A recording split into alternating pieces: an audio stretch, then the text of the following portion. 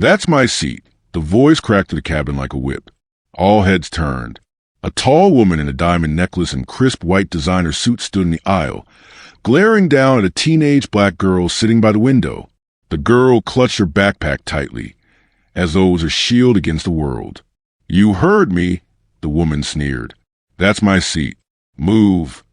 Before the girl could answer, the woman grabbed her shoulder and shoved her sideways. The girl gasped as she hit the armrest hard, her backpack slipping to the floor. A ripple of shock went through the other passengers, but no one moved. No one said a word. The girl's eyes filled with tears. She wasn't just embarrassed. She was crushed, humiliated in front of dozens of strangers. Her lips trembled as if she wanted to fight back, but the fear of making things worse kept her frozen. And then it happened. The cockpit door opened. Everyone froze as a tall man in a sharp Navy pilot's uniform stepped into the cabin. His skin was bronze from the sun, his jawline strong, his eyes piercing with quiet authority. He had the walk of someone used to commanding attention. But he wasn't just a pilot. He was the pilot, the billionaire owner of the airline, and he had seen everything.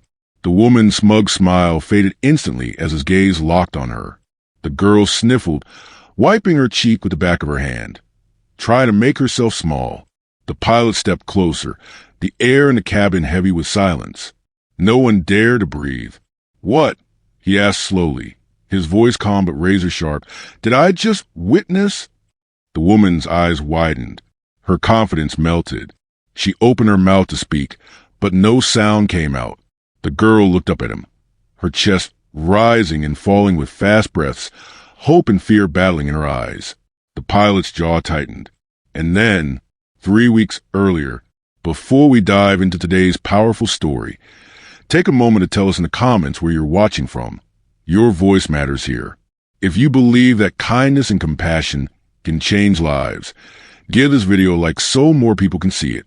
And make sure to subscribe, because every day we share inspiring stories that remind us all the power of love, empathy, and hope. The story didn't begin on a plane. It began in a cramped one-bedroom apartment on the south side of Atlanta. Marissa Parker sat on the edge of her thin mattress, staring at her alarm clock. She was 16 years old, a high school junior, and she was already exhausted by life. The peeling wallpaper, the leaky faucet dripping in the kitchen, and the constant rumble of arguments from the neighbors upstairs. It was all part of her world. Her mother, Angela, worked 2 jobs. She cleaned offices during the day and flipped burgers at night. Even then, they were always behind on rent. Marissa had dreams, big ones. She wanted to be a writer, to tell stories that could change hearts, to inspire people who felt forgotten. But dreams didn't pay bills. And in her world, even sitting in a classroom felt like a privilege she had to fight for. That morning, she laced up her old sneakers, the soles nearly worn flat, and walked to school. Her backpack was patched with tape. Her notebooks were filled with doodles and half-written stories she never showed anyone. But her mind was alive with possibilities. At school, she stayed quiet, keeping to herself. Other kids had iPhones and AirPods. She had a prepaid flip phone that sometimes worked, sometimes didn't. Still, she smiled when teachers noticed her. She worked hard. She knew education was her ticket out. Then came the announcement that would change everything. Her English teacher, Mr. Bradley, clapped his hands at the end of class. "Listen up, everyone. The school is running an essay contest. Winner gets a free trip to New York City for a youth conference. Round-trip plane ticket included." Gasps filled the room. Some students laughed at the idea, whispering about shopping trips in Times Square. Others shrugged, already knowing their parents would never allow it. But Marissa sat up straight. Her heart raced. A plane ticket. She had never even been inside an airport before. The idea of flying, of seeing New York with her own eyes, felt like a miracle. That night, she stayed up late writing her essay under the dim light of a flickering lamp. She wrote about hope, about how even when life pushed you down, you could rise, about how the poorest girl in the room could still carry the richest dream. When she turned it in the next day, her hands shook. 2 weeks later, Her name was called over the intercom. She had won. The plane ticket was hers. The day of the flight, she dressed in her best clothes, a faded pink hoodie and jeans that were a little too short. She hugged her mom tightly at the door. Angela couldn't afford to come with her to the airport, but she whispered, "Baby, go see the world. Show them who you are." Marissa smiled through tears. She didn't know what was waiting for her on that plane. She didn't know someone was about to try and crush her spirit in front of everyone. And she didn't know the man behind the cockpit door wasn't just a pilot. He was a billionaire who had been waiting his whole life for this very moment. The silence on the plane was heavy. Passengers sat frozen, eyes darting between the rich woman, the poor black girl, and the pilot who had just stepped out of the cockpit. The girl's heart pounded in her chest. She couldn't even breathe right. Her fingers gripped the straps of her backpack so tightly, her knuckles turned white. The rich woman tried to laugh, a shaky, forced sound. "Oh, Captain," she said, her voice trembling. "It's nothing. Just a little misunderstanding. She's sitting in my seat. I was simply correcting it." The pilot's jaw clenched. He didn't say a word at first. His eyes scanned the girl's face, the tears still shining there. He looked at the shoulder where the woman had shoved her, then back at the trembling figure of the girl. "Is that true?" he asked softly, but his words carried weight. The girl hesitated. Her lips parted, but no sound came out. She was too scared to speak.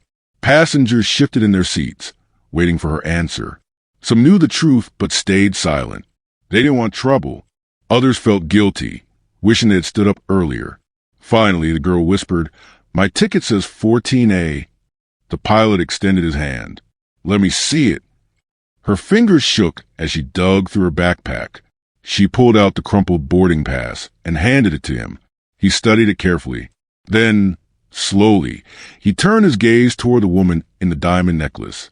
Her smile cracked. The pilot held up the ticket. "This seat belongs to her." Gasps spread through the cabin.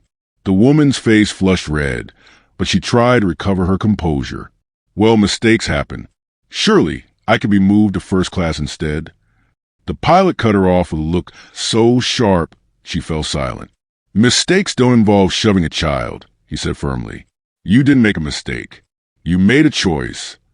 The girl's eyes widened. For the first time, someone was standing up for her. Not just anyone. The man with the wings pinned to his chest. The man everyone on the plane respected. The woman sputtered, "Do you even know who I am?" The pilot raised an eyebrow. "Do you know who I am?"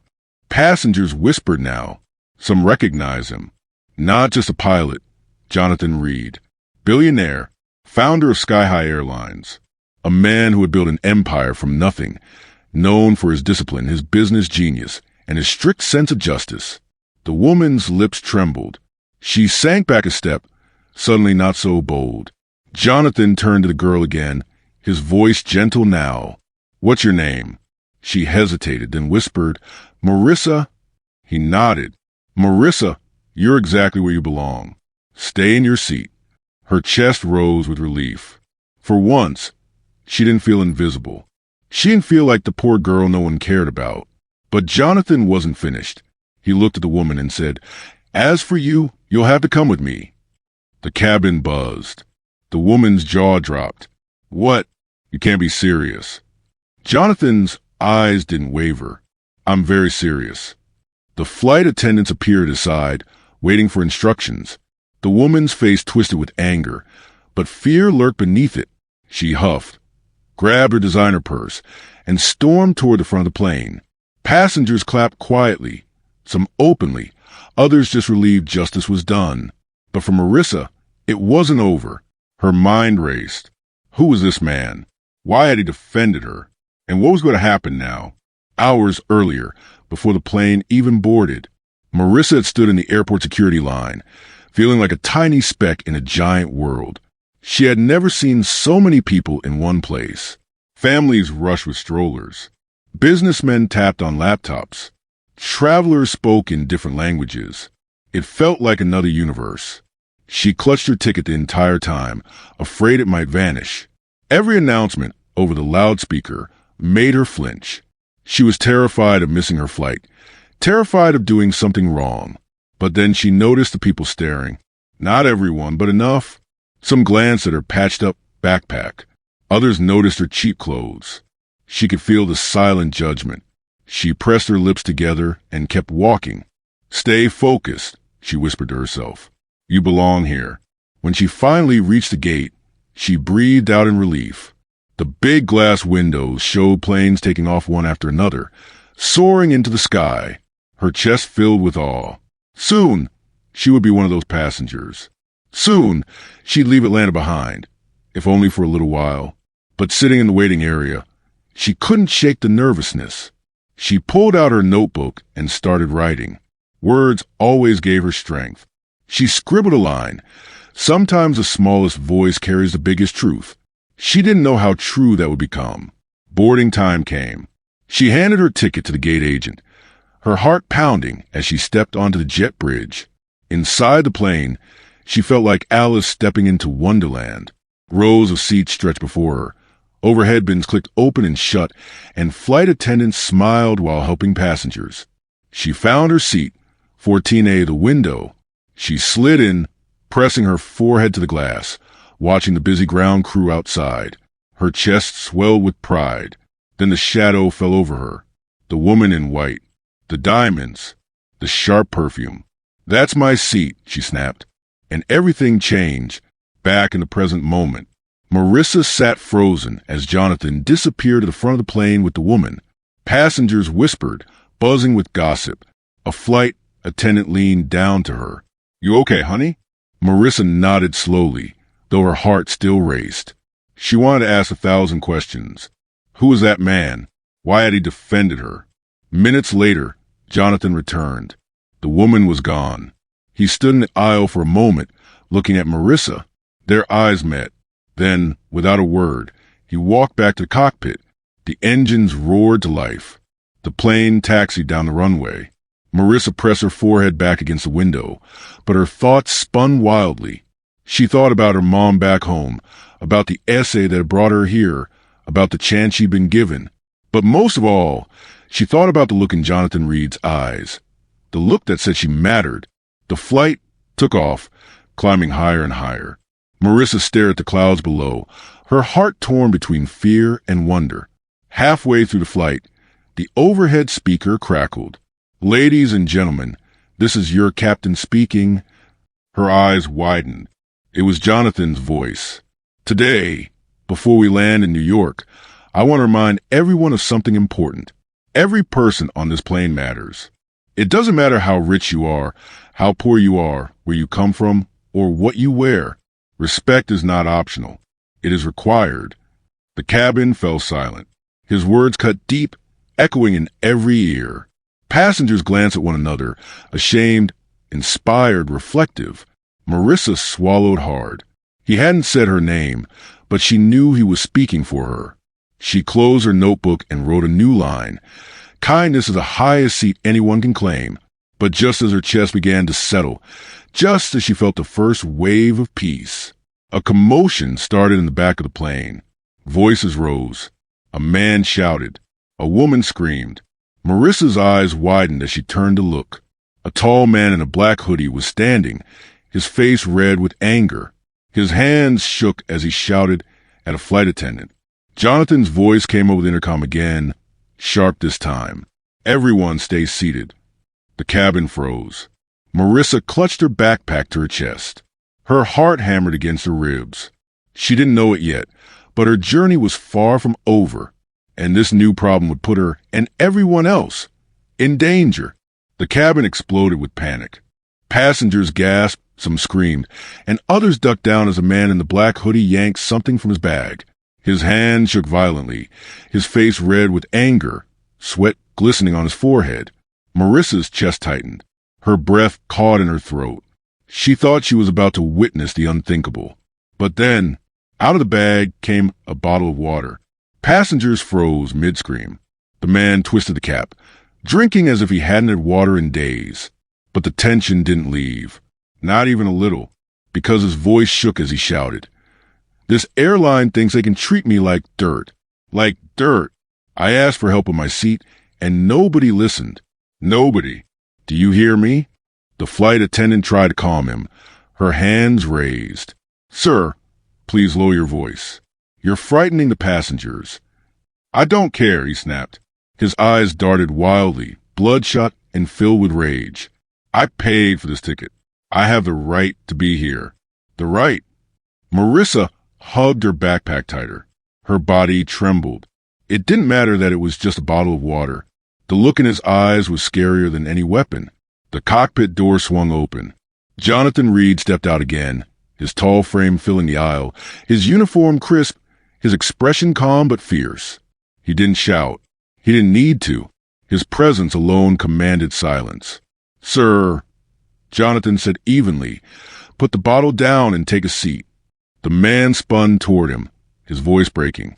Don't tell me what to do. You think you're better than me? Just because you wear that uniform? Because you're rich? I know who you are, Jonathan Reed. The billionaire. The big hero. But you don't know what it feels like to be me. Passengers exchanged uneasy glances. Some shook their heads. Others looked away, not wanting to get caught in the middle. Jonathan stayed calm, his voice low but strong. You're right. I don't know your story. But I do know this. Threatening people on my plane won't fix it. The man's hands trembled harder. His lip quivered. For a second, his anger cracked, revealing something underneath, pain. Jonathan took a slow step closer. What's your name? The man hesitated. His chest rose and fell quickly. Marcus, he muttered finally. Marcus, Jonathan repeated. Sit down. Take a breath. You're not alone in this. But you have to trust me. The entire plane watched, frozen. For a long moment, Marcus's eyes darted around, searching for a way out. Then, finally, he let out a shaky breath and sank into a seat. He covered his face with his hands. The cabin released a collective sigh of relief. The danger wasn't gone, but the storm had passed, at least for now. Jonathan crouched down beside Marcus. He spoke softly, so only those close could hear. Whatever you're carrying, it's heavy, but you don't have to carry it like this. You've scared people. You've scared yourself. Take this chance to do better. Marcus didn't reply, but his shoulders shook. Jonathan stood, nodding to the flight attendants. They quietly guided Marcus to an empty row in the back, keeping him calm. Marissa's heart slowed its racing. She exhaled shakily, tears stinging her eyes. First the woman shoving her. Now this. Why did the world feel so cruel? And yet, when she looked at Jonathan Reed, she saw something she had never seen in a rich man before. Not arrogance, not distance, but strength mixed with kindness. Authority balanced with compassion. She couldn't stop watching him. The rest of the flight settled into a strange quiet. Passengers whispered about what had happened, but the fear slowly faded into calm. Flight attendants served drinks and snacks, their smiles shaky but determined. Marissa opened her notebook again, scribbling down what she had just witnessed. Anger is heavy, but kindness is heavier when it's real. She leaned back in her seat, her eyes drifting shut. For the first time since she boarded, she let herself rest. In her dream, she was flying not just above the clouds, but above her worries, above the fear of being poor, above the shame of being looked down on. She saw herself standing tall, her words lighting up a room, people listening instead of ignoring her. She dreamed of being free. A gentle voice woke her. We'll be landing soon. Her eyes blinked open. Jonathan was standing in the aisle, smiling faintly at her. We're almost there, he said. She nodded, her cheeks flushing. Thank you, she whispered. He tilted his head. For what? For standing up for me. And for him too. Jonathan's eyes softened. That's what we're all supposed to do, Marissa. Stand up for each other. Her heart swelled. She didn't know why he cared, but she felt seen in a way she never had before. The plane touched down smoothly in New York City. Cheers broke out as the tires screeched against the runway. Everyone was relieved to be safe. But Marissa didn't know her biggest test was still waiting for her. Not in the sky, but on the ground. When passengers stood to grab their bags, Jonathan appeared again, his voice carrying through the cabin. Before you go, I want to thank you all for your patience today. We face challenges, but we face them together. Remember, the measure of who you are isn't your money, your seat, or your status. It's how you treat people. Applause broke out. Some passengers looked ashamed. Others smiled. Marissa sat frozen, her eyes burning with tears. His words weren't just for the crowd. They were for her. As the passengers filed off the plane, Jonathan waited by the exit. He shook hands, nodded politely, and offered quiet words. When Marissa stepped forward, she froze, unsure what to say. Jonathan looked her straight in the eye. "Marissa, I'll see you again." Her heart skipped. You know my name." He smiled faintly. "I never forget names." Then he stepped aside, letting her walk into bright, buzzing airport. Her chest fluttered. She didn't know why he had said that. She didn't know what it meant. But she would find out. Outside the terminal, Marissa clutched her backpack and stared at the towering city skyline through the glass windows. New York City stretched before her like a giant dream. She had made it here against all odds. But as she stood there, a voice cut through the crowd. "Marissa Parker?" She turned sharply. A man in a dark suit was waiting near the exit, holding a sign with her name on it. Her heart jumped. Nobody had told her someone would be meeting her.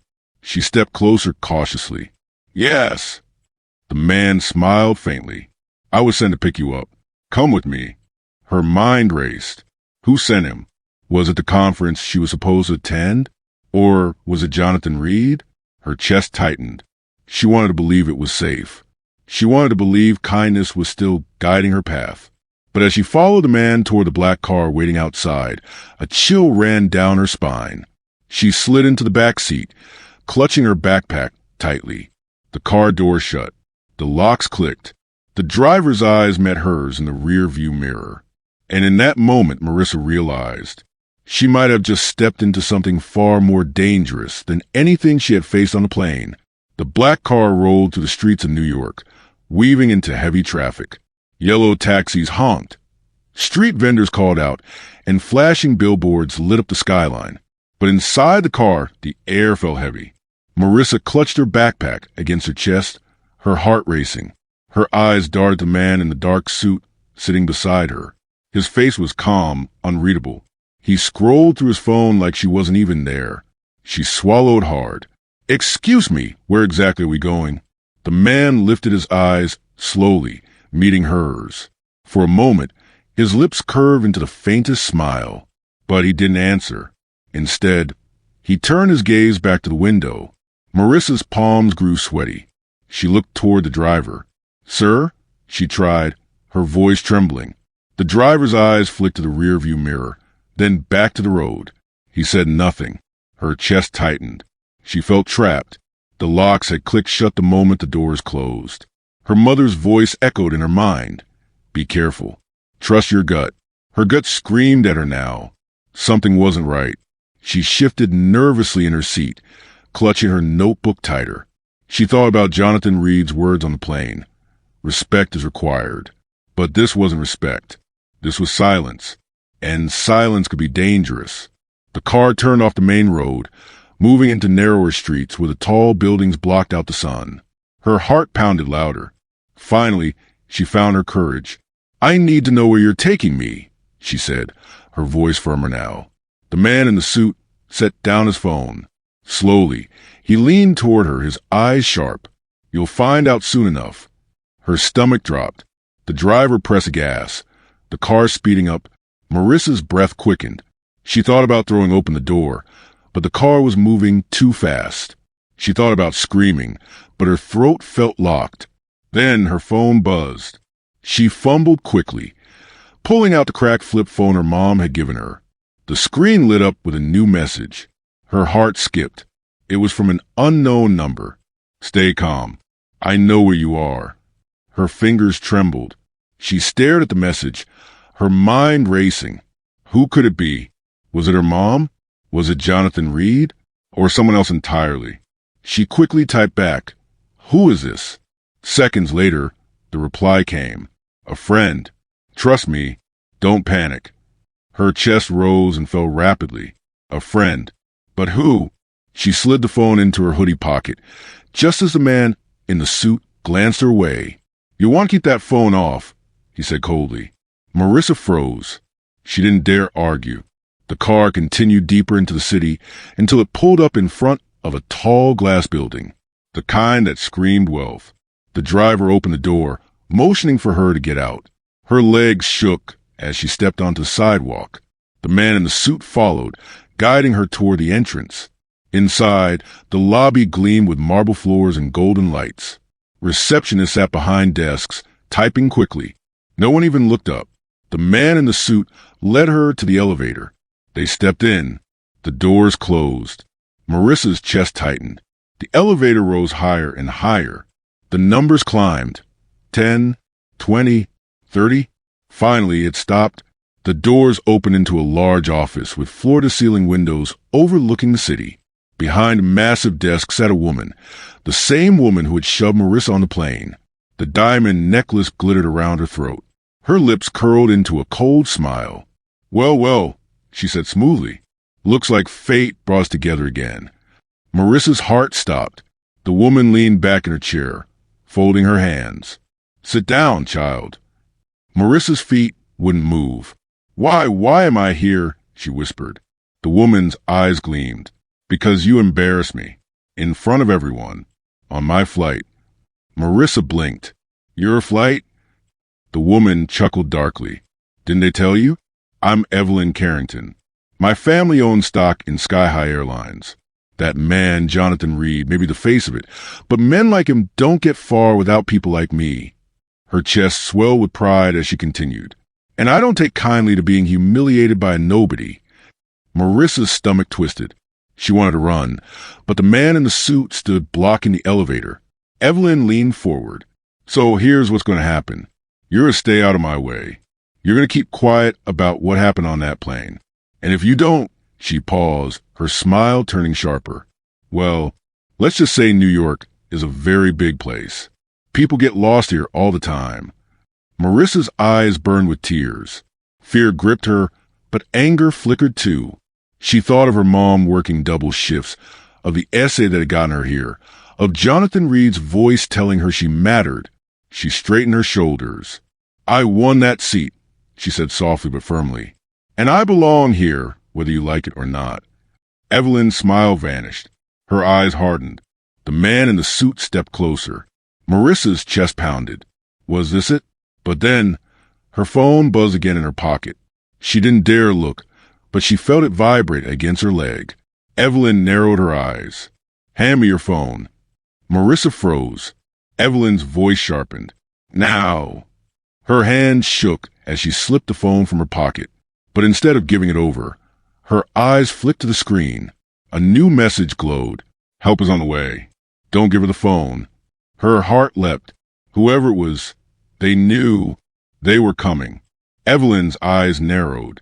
"What's that?" Marissa quickly locked the phone.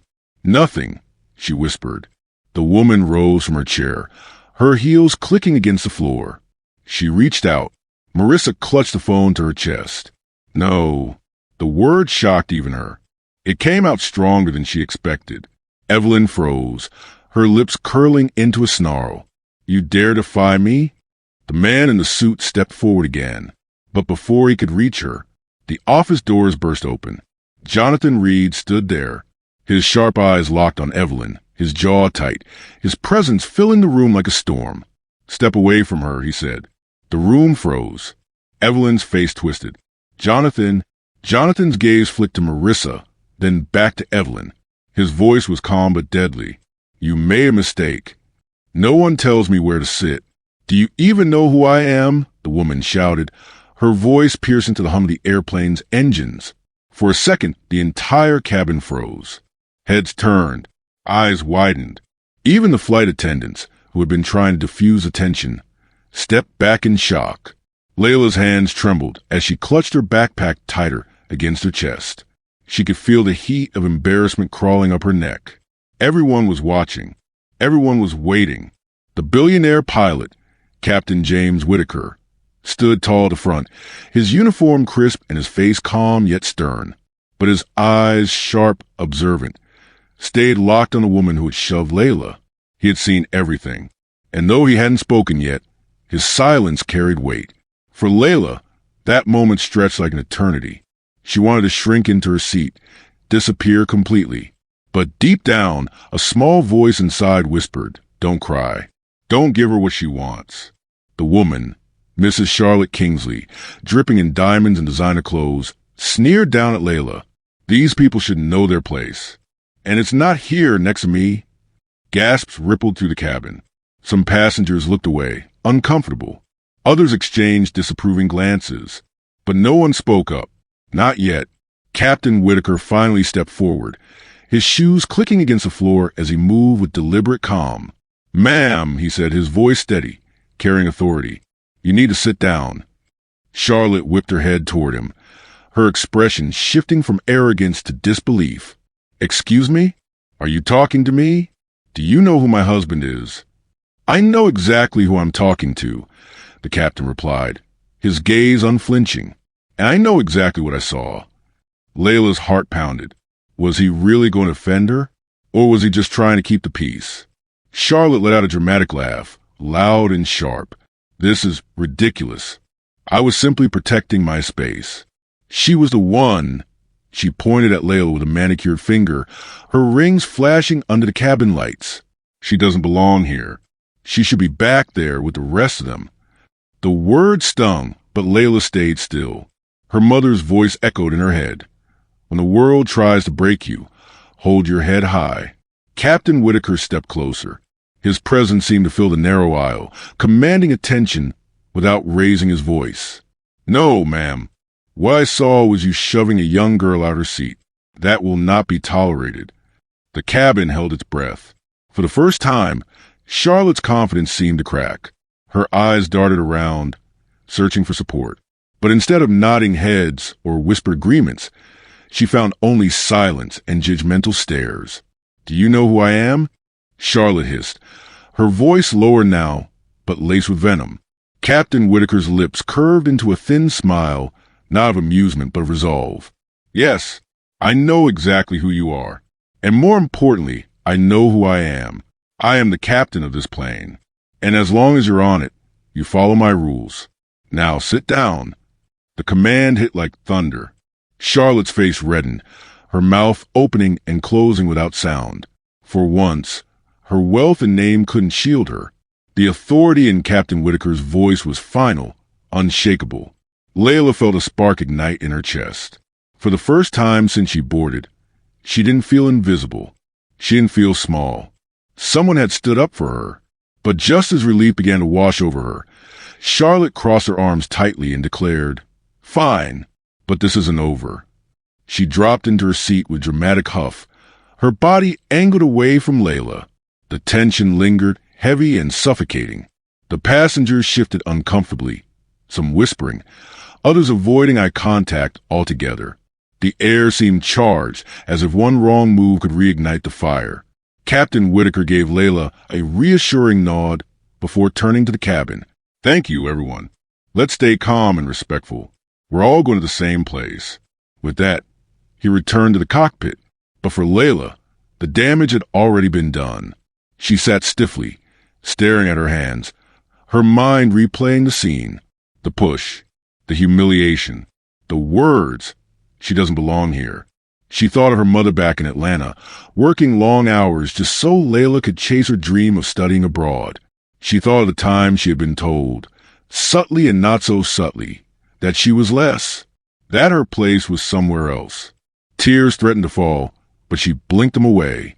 She couldn't let Charlotte win. Not like this. The plane steadied as it rose higher into the night sky. The hum of the engines masked the quiet tension in the cabin. Slowly, conversations resumed, though quieter than before. Layla tried to breathe, to calm the storm inside. But Charlotte wasn't finished. "You know," the woman muttered, her voice dripping with disdain, "you people are always looking for pity, always playing the victim card. I've worked hard for everything I have. What about you, huh? Do you even understand what it means to earn something?" The words pierced deeper than the shove. Layla felt her fists clench against her lap. She wanted to shout back, to unleash all the pain and anger that had been building. But she remembered the captain's eyes, steady and kind, and she remembered her mother's lessons. Strength isn't always in the loudest voice. Sometimes it's in the quietest stand. So Layla lifted her chin, met Charlotte's glare, and whispered, "This is my seat, and I belong here." Charlotte scoffed, rolling her eyes. "We'll see how long that lasts." As the hours stretched on, the flight carried its passengers through pockets of turbulence. But inside Layla, the turbulence was worse. Every bump made her grip the armrest tighter. Every glance from Charlotte made her stomach twist. Yet, amid the fear, a flicker of something else grew: resilience. She replayed the captain's words in her head. "I know exactly who you are, and I know exactly what I saw." Someone believed her. Someone had seen her truth. And that mattered more than Charlotte's cruelty. When the flight attendants came by with drinks, one of them leaned down and whispered, "You're very brave. Don't let her get to you." A small smile followed before the attendant moved on. It wasn't much, but to Layla, it felt like a lifeline. Hours later, the plane finally began its descent. The captain's voice came over the intercom, calm and professional. "Ladies and gentlemen, we'll be landing shortly. Please fasten your seatbelts." The lights dimmed. The cabin grew quiet. But inside Layla's chest, her heart pounded louder than ever. She thought it was over. She thought once they landed, she could walk away from this nightmare. But Charlotte had one more card to play. As the wheels touched down and the plane slowed, Charlotte leaned in close, her voice sharp and venomous. "Don't get too comfortable, sweetheart. People like you never make it far. And I'll make sure of it." The threat hung heavy, chilling Layla to the bone. And as the passengers began to gather their belongings, Charlotte stood, towering over Layla once again. "This isn't finished," she said, her voice loud enough for others to hear. Layla's pulse raced. The captain had protected her in the air. But now that they were back on the ground, what would happen? Would Charlotte use her wealth and influence to crush her completely? The story wasn't over. In fact, it was just beginning. Don't get too comfortable, sweetheart. People like you never make it far, and I'll make sure of it. Charlotte's hissed words clung to Layla like smoke. Her stomach knotted, her throat went dry, and for a moment, she couldn't even move. She sat frozen in her seat as the cabin filled with the sound of people unbuckling seatbelts and pulling bags from overhead bins. She wanted to disappear. She wanted to vanish into the crowd of passengers and slip away unnoticed. But Charlotte's eyes, cold, piercing, unrelenting, followed her every move. Layla gripped the straps of her backpack tighter. Her mother had saved for months to buy her this ticket. It wasn't just a seat. It was a chance, a doorway to a new chapter of her life. She wasn't going to let Charlotte take that from her. Not now. Not ever. Still, her chest tightened with fear. Charlotte wasn't bluffing. A woman like her, rich, powerful, and connected, had ways of making life harder for someone like Layla. The pilot's voice came again over the intercom, calm and steady. "Welcome to New York, ladies and gentlemen. Thank you for flying with us." Passengers clapped politely. Layla barely heard it. The line to exit the plane moved slowly. Charlotte, of course, pushed ahead, muttering under her breath about priority passengers and having no time for delays. When she passed Layla, she bumped her shoulder on purpose, hard enough to make her stumble. "Watch it," Charlotte snapped, not even looking back. Layla steadied herself. She refused to let tears come. Not now. Not in front of everyone. Behind her, a man with kind eyes whispered, "Don't let her break you, kid. She's not worth it." Layla managed a small nod, grateful for the words. When it was finally her turn to step off the plane, she felt the weight of the world pressing down on her. She followed the stream of passengers through the narrow tunnel and into the airport terminal, but the dread inside her grew heavier with every step. Charlotte was waiting. At the baggage claim, Charlotte stood tall, her designer heels clicking loudly against the polished floor. A private driver in a black suit hovered near her, holding a sign with her name. She looked like royalty among commoners. When Layla approached to wait for her suitcase, Charlotte leaned close enough for only Layla to hear. "You should have stayed in your lane," she whispered, her lips curling into a cruel smile. Don't worry, though. I'll make a call or two. You'll regret ever sitting near me. Layla's heart sank. Was this how her dream ended? Before it even started? She thought of her mother again, the sacrifices, the long hours, the words she'd spoken before Layla left. The world is tough, baby, but you're tougher. Don't let anyone tell you where you don't belong. Layla clenched her jaw. She couldn't let fear take over. Not anymore. And then, ma'am, a firm voice cut through the air. Both Layla and Charlotte turned. Captain Whitaker was standing there, still in uniform, his hat tucked under his arm. His presence seemed to silence the busy baggage claim area. "Is there a problem here?" he asked, his eyes narrowing at Charlotte. Charlotte straightened her shoulders, her arrogance returning instantly. "Not at all. I was simply reminding this girl of her place."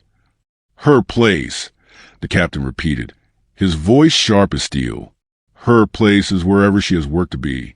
And in case you've forgotten, she had just as much right to that seat as you did.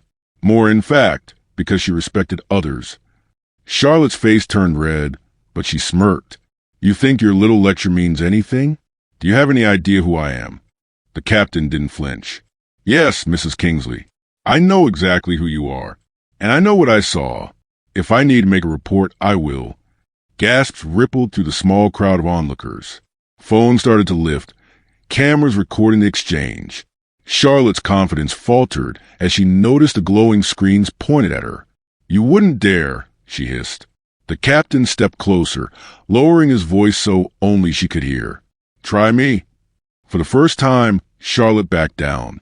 She grabbed her suitcase, muttered something under her breath, and stormed toward her driver. The man trailed behind her, avoiding everyone's eyes. The tension broke like glass shattering. Layla exhaled for the first time in what felt like hours. Relief flooded through her, but so did exhaustion. She hadn't realized how tightly she'd been holding herself together until now. Captain Whitaker turned to her, his expression softening. "You all right?" Layla nodded, though her voice shook. "Thank you for standing up for me." The captain placed a hand over his chest. "You don't need to thank me. Standing up for what's right is part of the job. But you," he looked her in the eyes, "you're stronger than you realize. Don't let anyone take that from you." The words hit deep. For the first time, Layla believed them.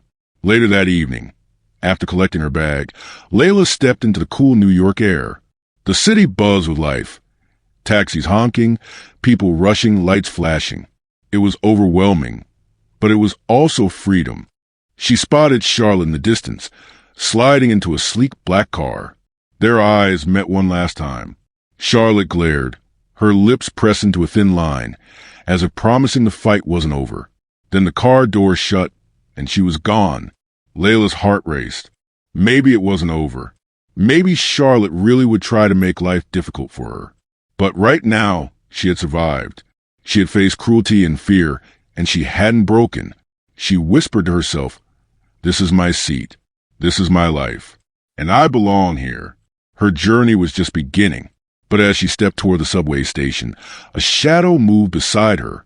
"Excuse me," a voice said. Layla froze. It wasn't Charlotte. It was a man in a gray suit, holding a briefcase. His expression was serious, almost too serious. "Were you the young woman on Flight 298? He asked. Layla hesitated. "Yes, why?" The man pulled out a business card and handed it to her. "My name is Daniel Reed. I work with a foundation that supports young people who face adversity. I saw what happened back there." His eyes softened. "I think you're exactly the kind of person we want to help." Layla blinked, stunned. "Help? With what?" "With opportunity." Daniel said simply, "Scholarships, internships, connections. You've got courage, and courage deserves a chance to grow." The card in her hand felt heavier than gold. Before she could respond, Daniel gave her a nod and walked away, disappearing into the crowd. Layla stood there, the noise of New York swirling around her, holding the card like it was a key to another world. And maybe it was, but far away, in the back seat of her luxury car, Charlotte pulled out her phone, her diamond bracelet glittering under the city lights. "This isn't over," she whispered, dialing a number. The line rang.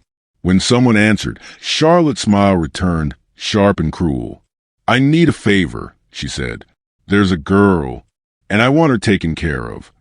The war was just beginning. This isn't over." The echo of Charlotte's venomous words clung to Layla's thoughts as she stood in the middle of the bustling terminal. The card Daniel had given her was still pressed tightly in her hand. It felt unreal, an opportunity on one side and a threat on the other. She slipped the card into her backpack, zipped it up, and took a deep breath. The city outside was alive and loud, but inside, she felt fragile, like glass about to crack. She knew Charlotte wasn't bluffing. Women like her, with money and connections, could bend the world however they wanted. "But I can't be afraid forever," Layla told herself. "I didn't survive that flight just to run away now." She walked toward the exit, blending into the crowd. Meanwhile, across the city, in the back of her limousine, Charlotte Kingsley tapped her phone impatiently. Her driver glanced at her through the mirror, but wisely said nothing. Finally, a voice answered. "Mrs. Kingsley?" Charlotte leaned back, her diamonds catching the glow of the streetlights. "Yes, I need information on someone. A girl. She was on flight 298 with me today. Young, black, maybe 17 or 18.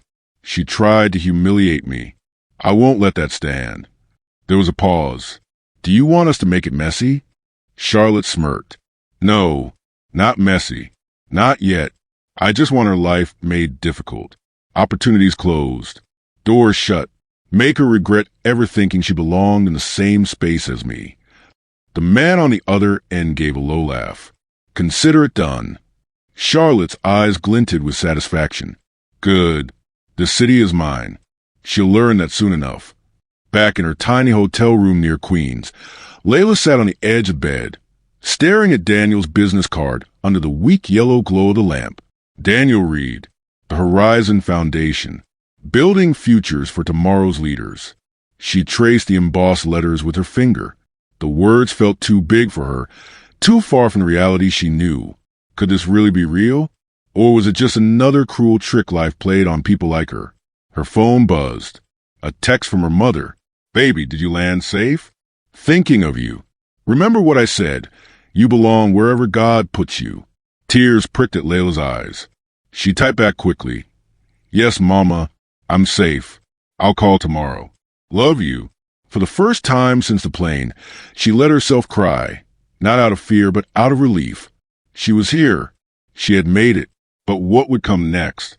She set the card on the nightstand, turned off the light, and whispered to herself, "Don't let her win." Sleep didn't come easy. The next morning, Layla woke early. The city outside was noisy, even at dawn, honking horn sirens, voices rising through the thin walls. She sat up, clutching the card again, debating whether to call the number. What if it's real? She thought. What if this is a break Mama dreamed for me? Her hands trembled as she dialed. "Hello, Horizon Foundation," a woman's cheerful voice answered. Layla cleared her throat nervously. Hi, my name's Layla Carter. Daniel Reed gave me his card yesterday. He said the foundation helps people." There was a pause. Then the woman replied warmly, "Ah, yes, Mr. Reed mentioned you might call. Would you like to come in for a meeting today?" Layla blinked in shock. "Today?" "Yes, we're downtown. Can you make it by noon?" Her heart pounded. "Why, yes, I can." "Wonderful. We'll see you then, Miss Carter." When the call ended, Layla sat frozen for a moment. This was happening. A real chance. A real step forward. By noon, she found herself standing in front of a tall glass building in Manhattan. The Horizon Foundation's name etched in silver letters across the entrance. People in suits rushed past her, their shoes clicking on the pavement, their voices quick and confident.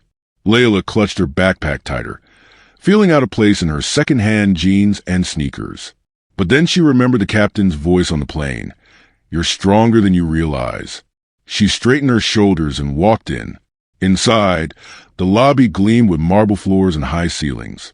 A receptionist smiled at her, guiding her to an elevator. When the doors opened on the 15th floor, Daniel Reed was waiting. "Layla," he greeted warmly, extending his hand. I'm glad you came. She shook it, still nervous. Thank you for inviting me. He led her into a sleek office lined with bookshelves and city views. I'll get right to it, Daniel said, sitting across from her. What I saw yesterday, your courage, your composure in the face of that woman, it told me something about you. You got resilience. And resilience is exactly what we look for. Layla's voice was quiet. But I'm just me. I don't have money. I don't have connections. I'm not. Daniel leaned forward. That's exactly why you matter. We help young people who've been overlooked, who've been told they don't belong. We provide scholarships, mentors, opportunities. But you have to decide if you're ready to fight for it. Layla swallowed hard. The words stirred something deep inside her. I am. I don't want to let anyone push me out of my seat ever again. Daniel smiled. Good. Then welcome to Horizon. Her journey was taking a turn she hadn't dared to dream of. But outside that shiny office, Charlotte Kingsley was already moving her pieces. In a dimly lit restaurant across town, she sat across from a man in a Taylor gray suit, the same one who had answered her call. His name was Victor Hale, a fixer known for making problems disappear. She's just a girl, Charlotte said, sipping her wine. But she's already being noticed. People like Daniel Reed are circling her. That cannot happen. I want her reputation ruined before it begins. Victor nodded, calm and calculating. We'll dig. Everyone has secrets. Even if she doesn't, we'll make sure it looks like she does. Charlotte's lips curled into a satisfied smile. Good. Let her think she's winning. It'll make the fall even sweeter. The game was on. That evening, Layla walked out Horizon with a folder full of information and a heart full of hope.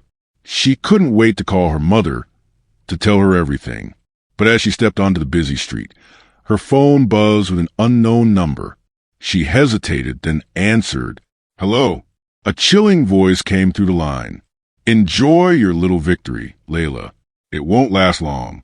The call ended before she could speak. Her blood ran cold. Charlotte wasn't finished. Not even close. The phone call echoed in Layla's mind long after it ended. Enjoy your little victory, Layla. It won't last long. The voice had been cold, smooth, and menacing.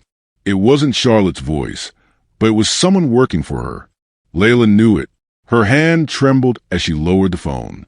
The busy New York street buzzed around her. Taxis honking, street vendors calling out, tourists laughing, but she felt suddenly isolated, trapped inside an invisible cage. She's coming after me, Layla thought. She's really not done. Her first instinct was to run, to give up before Charlotte could destroy her completely. But then she remembered Daniel's words in the Horizon office. You have resilience. And resilience is exactly what we look for. And deeper still, she remembered the captain's steady gaze and her mother's voice from home. Don't let anyone tell you where you don't belong. She shoved the phone back into her pocket and whispered to herself, No, I'm not quitting. Not this time. The next morning, Layla returned to Horizon Foundation for her first orientation meeting. The office was bright and buzzing with energy, young interns and staff moving through hallways with coffee cups and folders.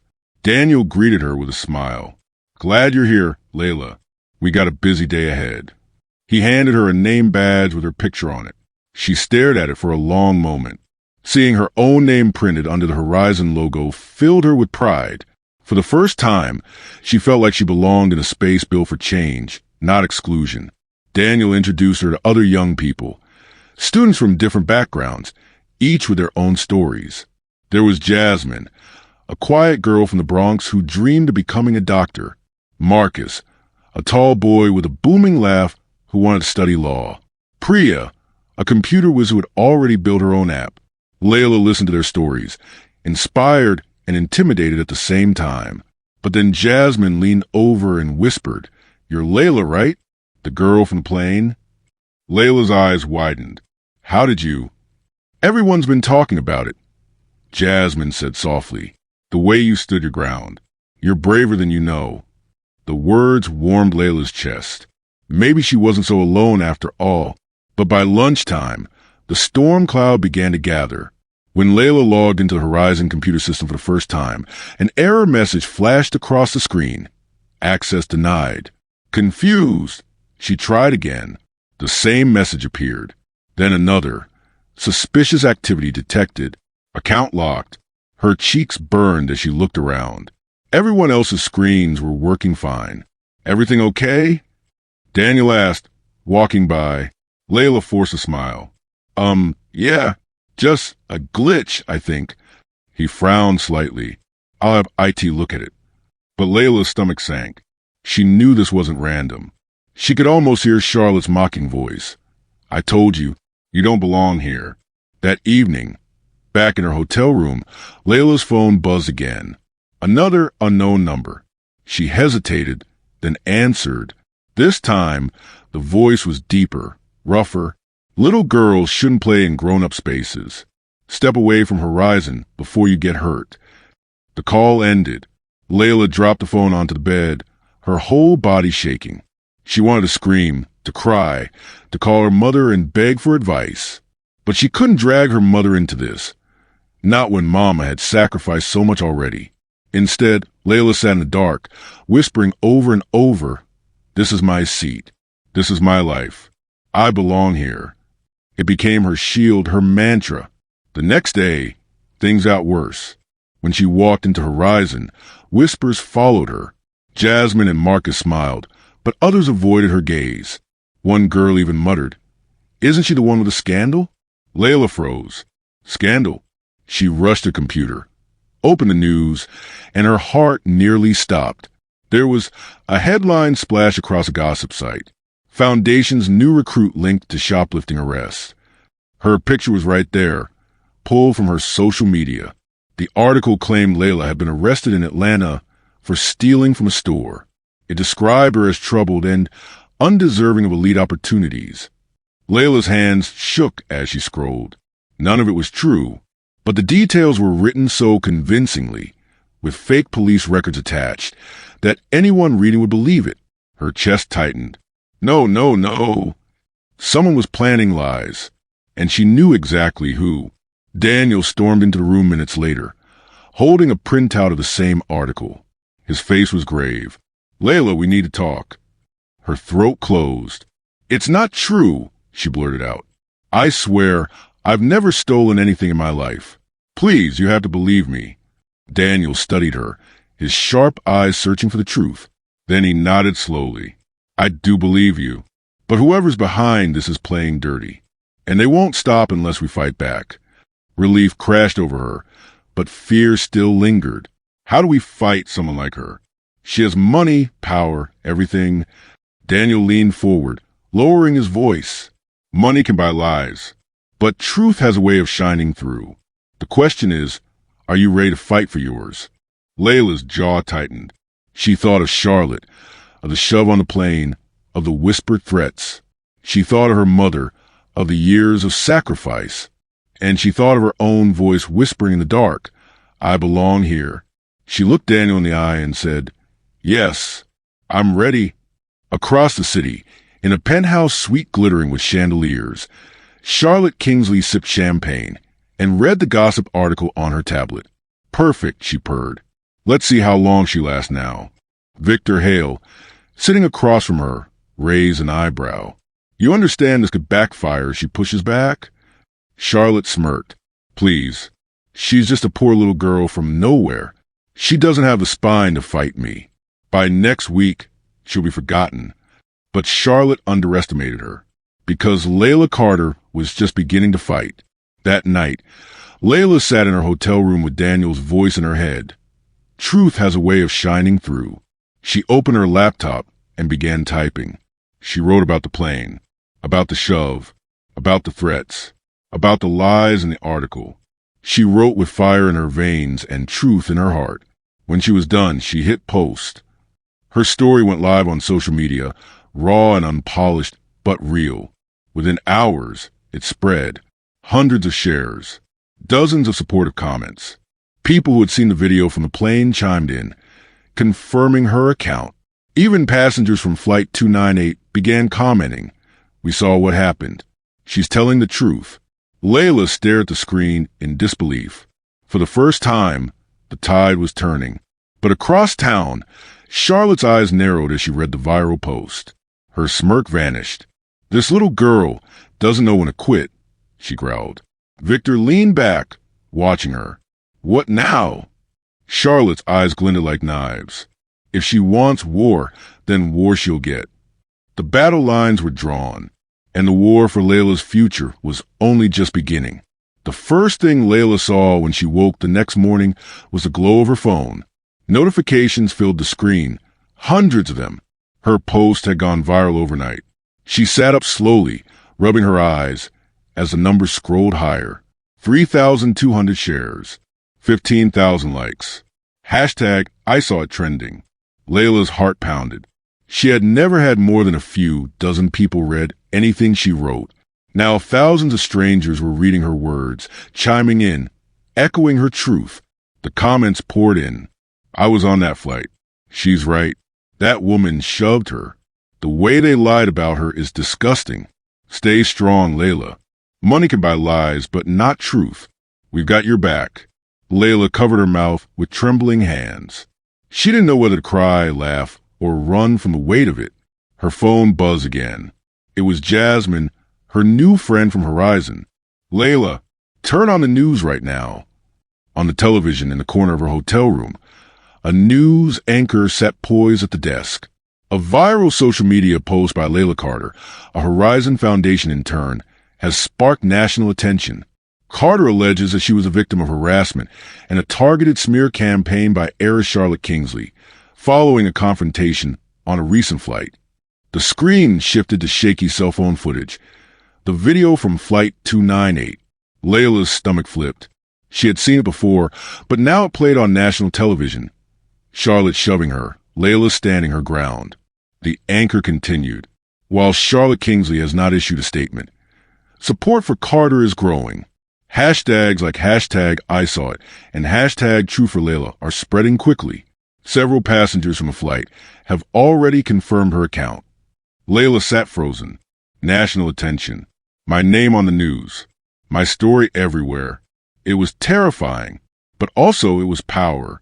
Meanwhile, across town in the glittering penthouse, Charlotte Kingsley hurled a champagne glass against the wall. "How is she still standing?" she screamed.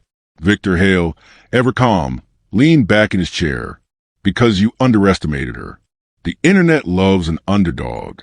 And right now, she's her underdog." Charlotte's eyes blazed.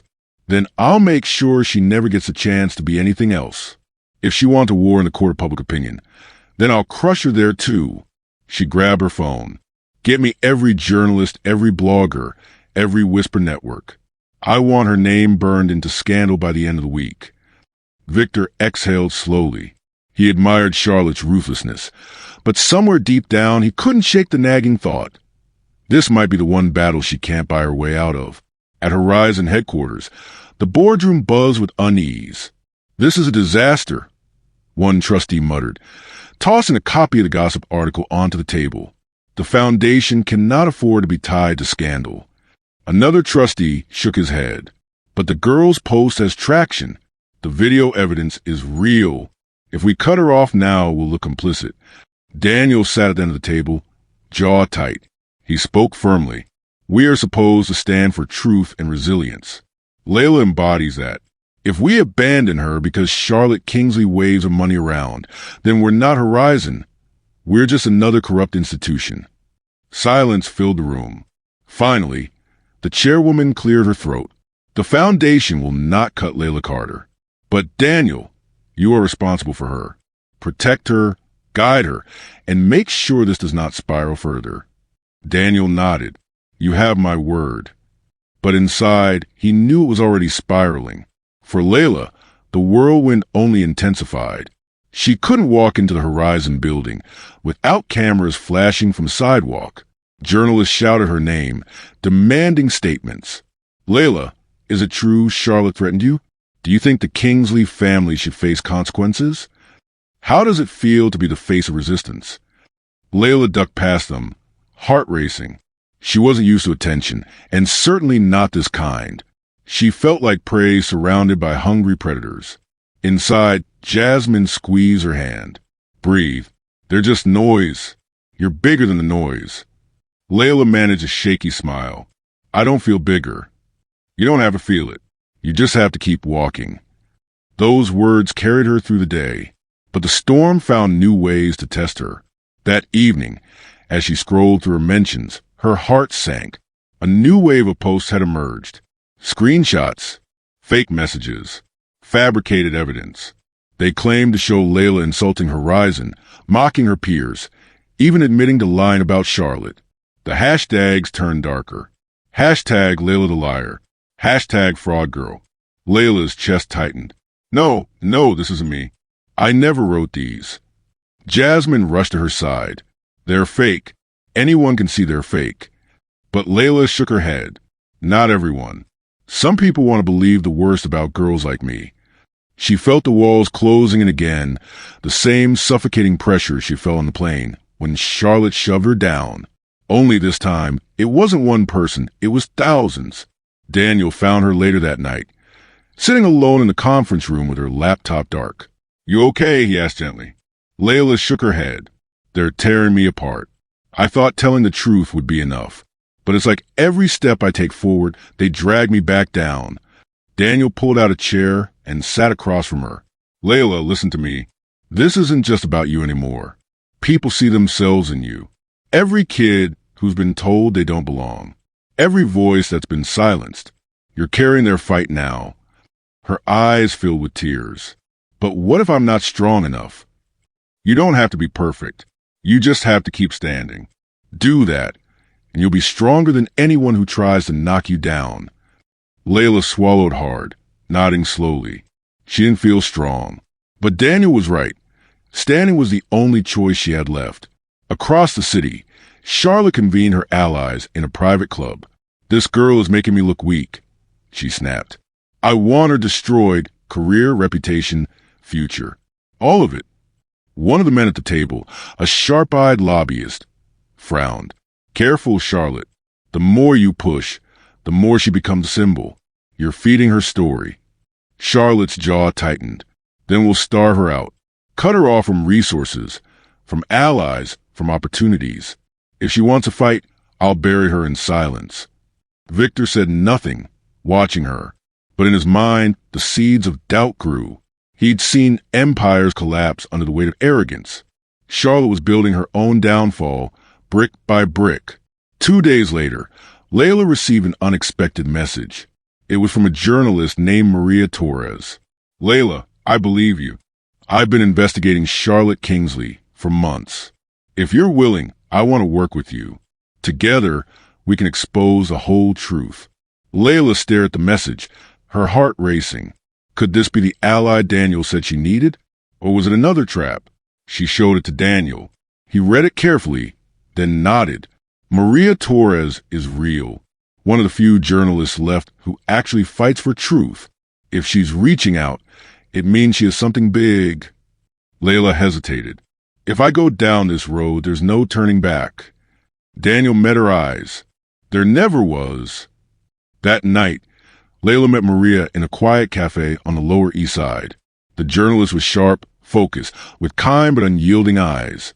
I've seen girls like you chewed up by the system, Maria said. But I've also seen girls like you change it. Charlotte Kingsley has covered up dozens of scandals, bribery, harassment, fraud. You're the first one she hasn't been able to silence. Layla leaned forward. So what do we do? Maria smiled thinly. We gather proof. Hard evidence. And when the time is right, we burn her empire down. Layla exhaled slowly, the weight of it sinking in. She wasn't just defending herself anymore. She was stepping into a bigger war. Meanwhile, in the penthouse, Charlotte scrolled through the latest headlines. Her smile returned. Let her chase the truth, she murmured. The truth won't save her. But as she raised her glass of champagne, her hand trembled ever so slightly. Because for the first time in her life, Charlotte Kingsley wasn't certain she would win. The newsroom was a storm. Cameras flashed. Phones buzzed. Papers shuffled like the sea. Maria Torres stood in front of a long table, her notes spread out, her face set like a blade. Around her sat Layla, Daniel, and a small team of reporters. The hard work of weeks had come down to this moment.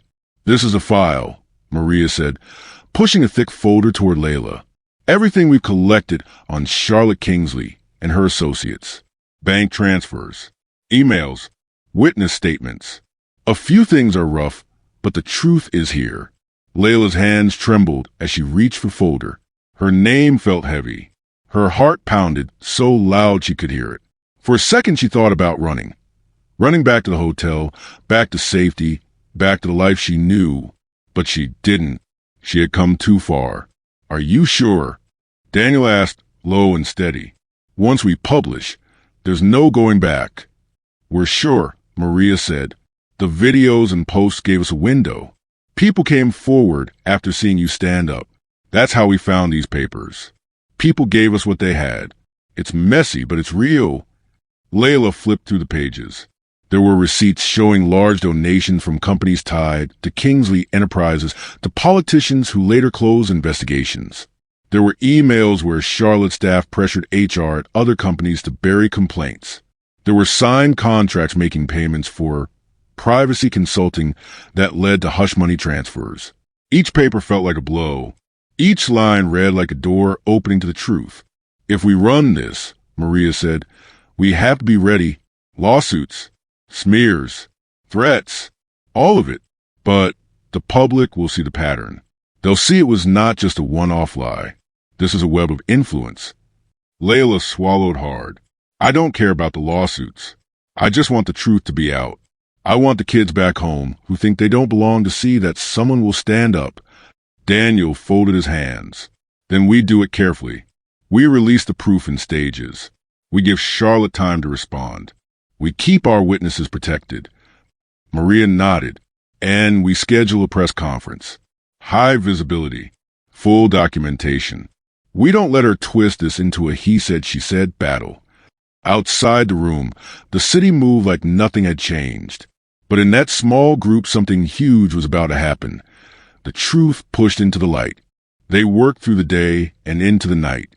Maria's team verified bank numbers, traced transfers through shell companies, called witnesses, and cross-checked every claim. Layla read each page again and again until the words became a kind of armor. When a reporter asked her for a short statement, she could only say, "I want the truth to be known." And the words landed heavy but true. At midnight, they uploaded the first batch. The Canva direct evidence that showed a contractor hired to manage reputation for Charlotte had paid off a small-town newspaper to bury a workplace complaint. The headline went live within minutes on every site Maria worked with. The reaction was immediate. Social feeds lit up. Some people cheered. Others hissed. Charlotte's camp pushed back. Lawyers threatened suit. Media outlets split. But what could not be erased were the documents, signed contracts, payment receipts, and names. Charlotte's team released a statement the next morning. Carefully worded denial, a promise to cooperate with investigations, and a thinly veiled smear about opportunists looking for fame. She called Layla's claims emotive exaggerations, but the documents told their own story. A second wave of evidence hit the networks. Emails showing an aide taking orders to make the problem go away. A recorded phone call where a top executive cautioned a subordinate to redirect the narrative. Layla watched it all unfold on live TV, Daniel by her side, holding her hand. She was nervous in ways she had never known, but she felt steadier than she'd ever felt before. People she had never met messaged her thanks, support, and their own stories. Teachers, students, parents, strangers who said, "I saw you and you gave me courage." Charlotte didn't sit quietly. She moved fast. Her first response was fire and ice, a public relations blitz that painted her as a philanthropist wounded by a smear campaign, a private cascade of threats aimed at witnesses who had not yet gone public. Victor Hale called in favors. He hired private investigators, dug into the backgrounds of anyone who had shared the plane video, and warned people quietly to stay silent. One by one, a few witnesses started to pull back. Fear makes a powerful silence. Old men who had seen injustice look away. Young employees who had already lost jobs decided they could not step forward. The press conference had momentum, but Charlotte's money and influence started to push back like tide against a cliff. Daniel noticed the changes. "We need to protect our witnesses," he told Maria. "If they back out, the story fractures. We must secure them before Charlotte's team gets to them." Maria agreed and arranged safe travel and legal counsel for those willing to stay. She patched them into secure lines and offered anonymity where it was needed. "This is our shield," she told Layla. "We protect our people. We keep the story honest." Layla met some of them. A former employee who had been bullied into silence. A flight attendant who admitted she had been paid once to keep quiet. Each person had a scar, but in telling their truth, they took back a piece of themselves. Yet Charlotte's pressure grew. A smear campaign targeted Daniel himself. A fabricated claim surfaced about misused foundation funds. Small, clever lies designed to eat away at credibility. A few donors paused their support, nervous about association. "Do not let them scare us into silence," Daniel said to the Horizon staff. "This will pass and will be stronger. We need to be principled now, not timid." But inside, even he felt the strain. The foundation ran on reputation. Money was their lifeblood. Without it, their program suffered. The fear of losing everything hummed in the background like a distant storm. One late afternoon, Charlotte did something different. She appeared on a daytime talk show, composed and eloquent. The host asked her about the documents, and Charlotte smiled. "I have spent my life giving back," she said smoothly. "I've funded scholarships. I help people. This is a targeted attack on me by people who are trying to climb the ladder using my name." Her performance was practiced, warm, and just convincing enough to sway the undecided. Clip after clip of Charlotte's appearances bombarded the airwaves. A segment ran showing her charitable works. Children with smiles, ribbons being cut, hospitals with new wings bearing her family name. The narrative shifted in some corners. How could a woman who gave so much be anything but decent? Maria watched the footage and clenched her jaw. "She's very good at creating a counter-narrative," Maria said. "We expected this. That's why our evidence is tight." But Layla saw a different fear in Charlotte's public composure. The need to control the story at all costs. It made Layla more determined than ever. If Charlotte could win public sympathy with PR, Layla could win it with truth, with faces of those hurt by Charlotte's reach. Then the unexpected happened. A video file arrived at Maria's desk the next morning. The sender was anonymous, but the content was clear. A security camera from a private parking garage showed a man dropping off an anonymous envelope at the desk of Charlotte's fixer. Inside that envelope was a stack of cash. The footage linked the pair to a shell company that also appeared in the earlier documents. "This is huge," Maria whispered, replaying the loop. The man's face was shadowed, but his watch was visible. A rare design, one tied to a luxury dealer who maintained sales records. Maria called the dealer and, after some negotiation and a lot of legal caution, they confirmed selling that exact watch to an account tied to one of Charlotte's close donors within the time frame of the cash drop. When they put those two facts together, the camera footage and the watch sale record, the web tightened. Charlotte's attempts to discredit witnesses suddenly looked more like coordinated influence. Charlotte's team reacted furiously. Victor flew into action, threatening the newsrooms, hunting the anonymous sender, and leaking a new batch of flimsy allegations meant to muddy the waters. He was fast, but Maria had already prepared a plan to authenticate the video and the financial link. The public reaction this time was different. The more tangible the evidence, the harder it was to dismiss. New voices joined the chorus. Some politicians asked for probes. A watchdog group filed complaint. Charlotte's charitable partners demanded answers. But the crisis had a cost. One morning, Layla received a package with no return address. Inside was a stack of photos, pictures of her mother, Angela, going about her daily life, getting coffee, entering a building, picking up a shift at work. A note lay on top. "Step away, or she pays the price." The paper felt icy in Layla's hands. Her stomach turned. She thought of her mom, working 2 jobs, exhausted but proud, and Layla's throat closed. Someone had crossed a line. This was personal. She ran to Daniel. Her voice shook. "They're threatening my mom." Daniel's face hardened. He called security and then Maria. Legal counsel moved fast to file protective measures. They contacted the police with the photos and the note. Horizon scrambled to provide immediate help to Angela, including new locks, a safe motel for a few nights, and a lawyer's contact on standby. "This is intimidation," Daniel said, looking at the photographs. "We will not let them win by fear." Layla sat on the floor in a small white meeting room. The photos spread like accusation around her. Tears came, not from fear this time, but from anger, hot and fierce. "They think they can break me by hurting my family," she whispered. "I can't let them." Maria crouched beside her, voice steady. "We will expose this. We will show the pattern. And we will protect your mother." They moved fast. Within hours, Maria arranged for a stage release, a public statement that included a partial reveal of the threats in the photos, exposing Charlotte's intimidation tactics without giving away the full protective strategy. The goal was to make the intimidation visible and make it costly for Charlotte to continue. The public response was raw and immediate. People were angry. The narrative changed. This was now not only about alleged corruption, but about threats against a teenager and her family. Outrage swelled. The hashtag movements reignited with more force. Charlotte's camp blasted back, calling it a political hit orchestrated by left-wing operatives to discredit a philanthropist.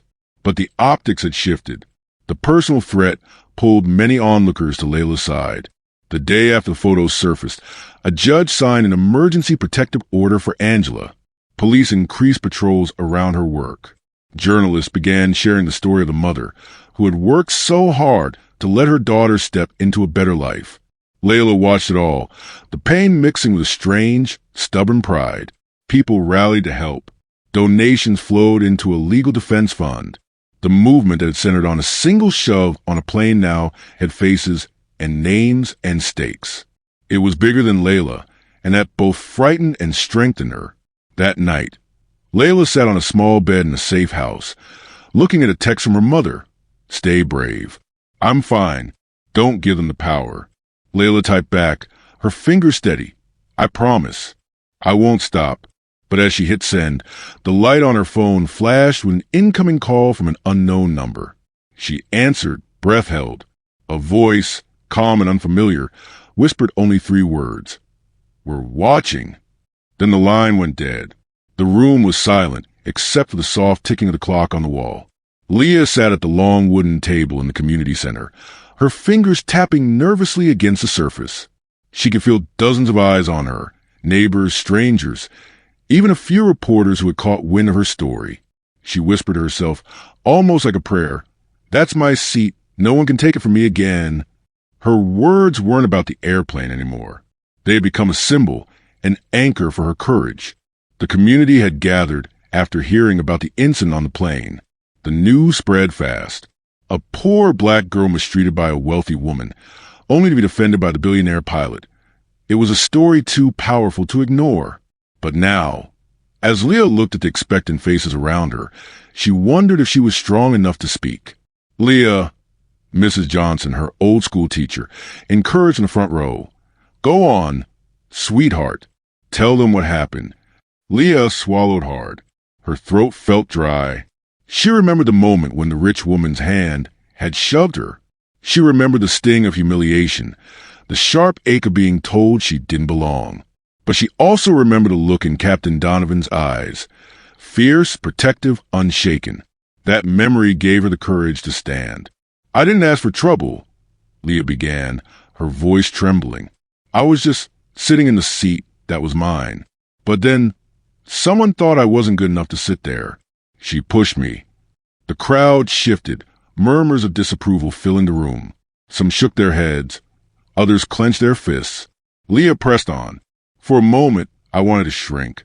I wanted to disappear, like I didn't matter. But then she paused, her eyes glistening with tears. Then Captain Donovan stood up for me. He didn't care that I was poor. He didn't care that I was just a girl trying to get home. He made me believe I did belong, that I deserved to be there. Her voice grew stronger. And now I know that wasn't just about a seat on a plane. It was about life, about the way we let people push us down because they think they're better. But nobody has a right to take your place. Nobody has a right to tell you that you don't belong. The room erupted with applause. Some people rose to their feet. Others wiped away tears. But not everyone was cheering. At the back of the room, leaning against a doorframe with folded arms, was a woman who had started it all, Vivian Caldwell. Leah's breath caught in her throat. She hadn't expected Vivian to be here.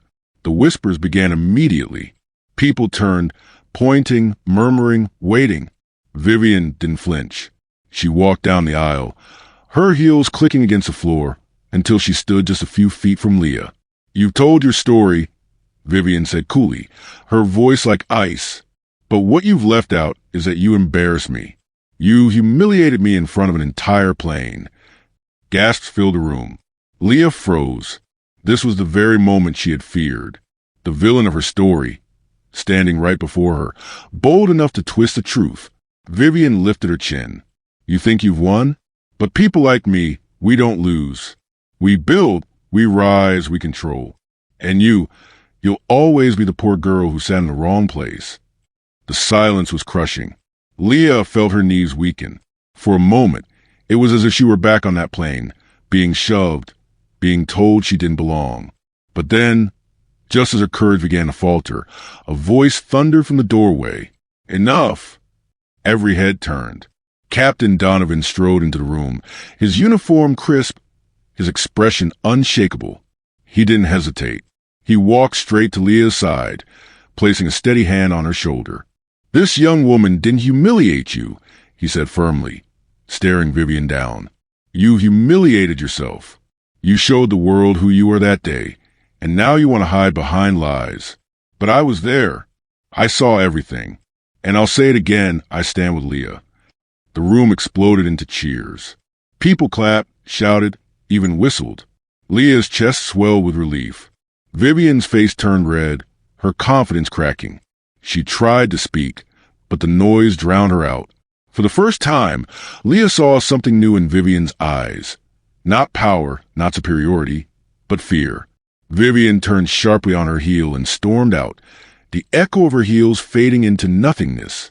Leah collapsed back into her chair, overwhelmed. Captain Donovan bent down so only she could hear. "You don't have to fight this alone. I've got your back. Always." Leah looked up at him, tears spilling freely. "Why me? Why do you care so much?" He smiled gently. "Because I've seen too many people like you. People who've been told they don't belong.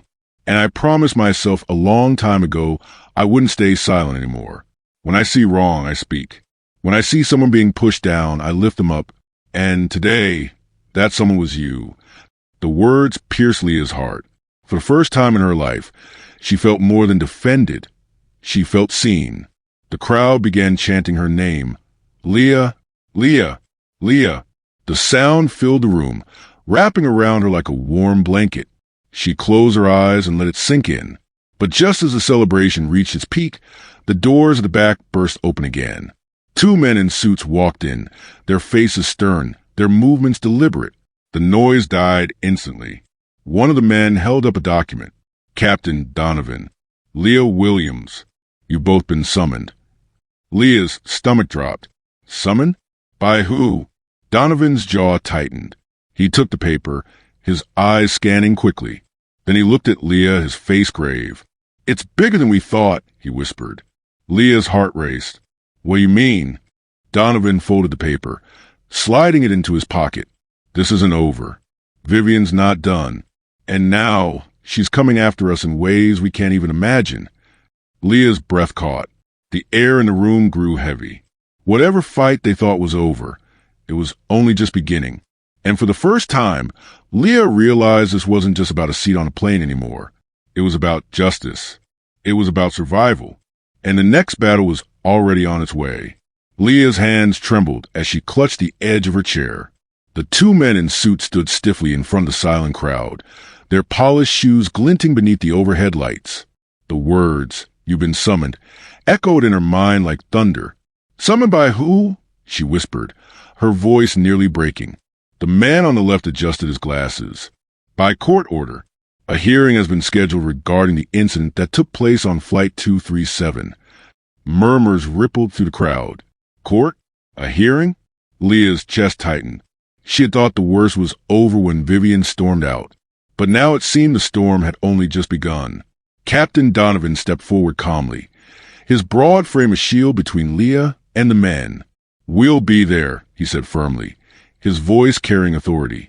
"But tell me this, who filed the petition?" The man hesitated for a beat too long. Then he replied flatly, "Vivian Caldwell." The room gasped. Leah felt her stomach twist into knots.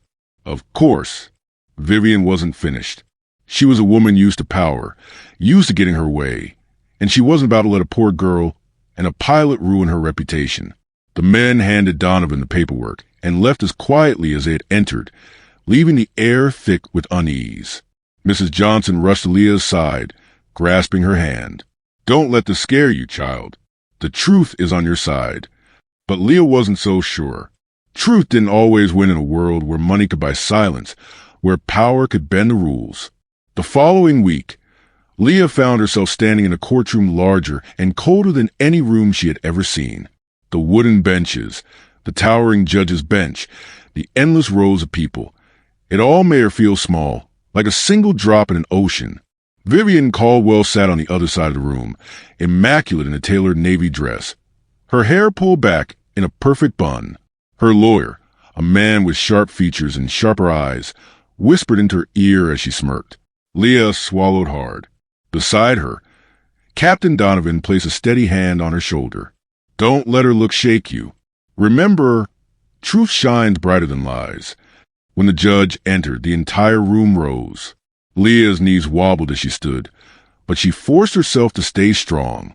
The proceedings began quickly. Vivian's lawyer painted her as a victim, claiming Leah had instigated disturbance and that Donovan had abused his authority to humiliate a respected passenger. Leah's heart pounded as each word cut deeper than the last. Disturbance? Humiliate? She wanted to scream that none of it was true. But when she glanced at Vivian's smug smile, she realized that was exactly what Vivian wanted, to make her lose control. Finally, it was Leah's turn. She stood slowly, her palms sweaty, her voice trembling.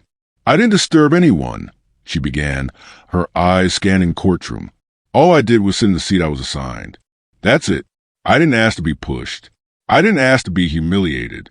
But it happened anyway, because someone thought I wasn't good enough to sit there." The courtroom grew silent. Even Vivian's lawyer stopped scribbling notes. Leah took a shaky breath and continued. "But the truth is, that seat was mine, and not just the one on that plane. Every seat I earned in this life, through hard work, through faith, through dignity, that's mine, too. No one can take it away. Not money, not power, not pride." Her voice grew stronger. "This isn't just about me.